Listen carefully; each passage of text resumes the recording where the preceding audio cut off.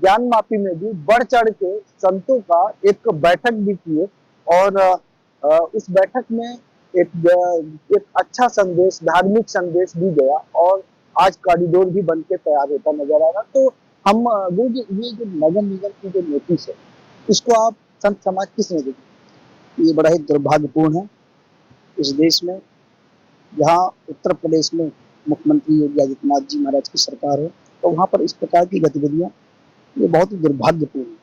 क्योंकि संत सदैव परमार्थ का कार्य करता है, जगह जगह जाकर भिक्षाटन करता है, भीख मांग के लाता है, कथा करता है, प्रवचन करता है, भागवत करता है, उसी धन को लाकर आश्रम पे उसी धन से उपयोग करके आश्रम का निर्माण भी कराता है, गुरुकुल भी चला रहे, विद्यार्थियों को विद्याध्ययन भी करा रहे, संत समाज साधु समाज आता रहता है, संतों को प्रसाद भी यहाँ 50 लोग भोजन प्रसाद पाते हैं संतों के आश्रमों में।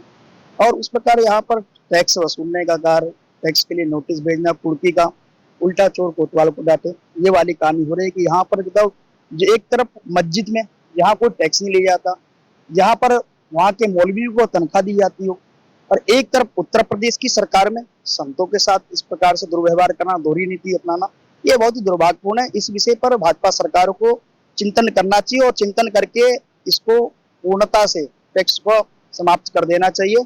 नहीं तो मुझे लगता है देश का संत समाज एकत्रित होकर और एक बड़ा किसी प्रकार की यहाँ पे गतिविधियां, प्रदर्शन, धरना प्रदर्शन, अनशन कर सकता है। ये बड़ी चेतावनी हुई।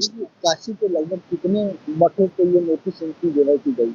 लगभग 20 से 25 लोगों को नोटिस, जो यहाँ तक हमारे पास सूचना आई है, 20-25 लोगों के पास नोटिस पहुंच चुका है। बाकी तो काफी मठ है यहाँ पे, सैकड़ों मठ है, और हो सकता है औरों के पास, सबके पास गया होगा।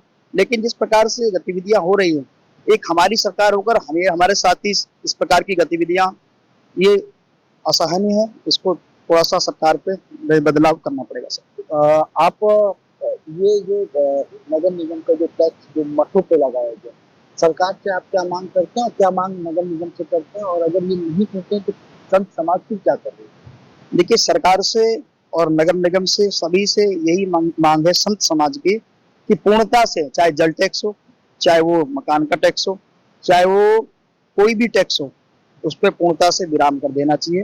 क्योंकि संत सदैव परमार्थ का कार्य करता है। एक तरफ सरकार जगह जगह जल का प्याव लगाती है, दिखाती है कि हम जल सेवा कर रहे हैं, और एक तरफ उसी मंदिर मठों जहाँ पे निरंतर हजारों लोगों की सेवा रोज प्रत्येक दिन हो रही हो, उसी मठ से आप रोजाना टैक्स वसूल रहे हो। तो ये सेवा नहीं, मुझे लगता है कि सरकार को बदलाव करना चाहिए और पूर्णता से हर प्रकार के टैक्स को माफ कर देना चाहिए, और ये बहुत आवश्यक है। नहीं तो संत समाज इसके लिए आंदोलन भी कर सकता है, अनशन भी कर सकता है, और हो सकता है तो केंद्र भी भेज सकते हैं।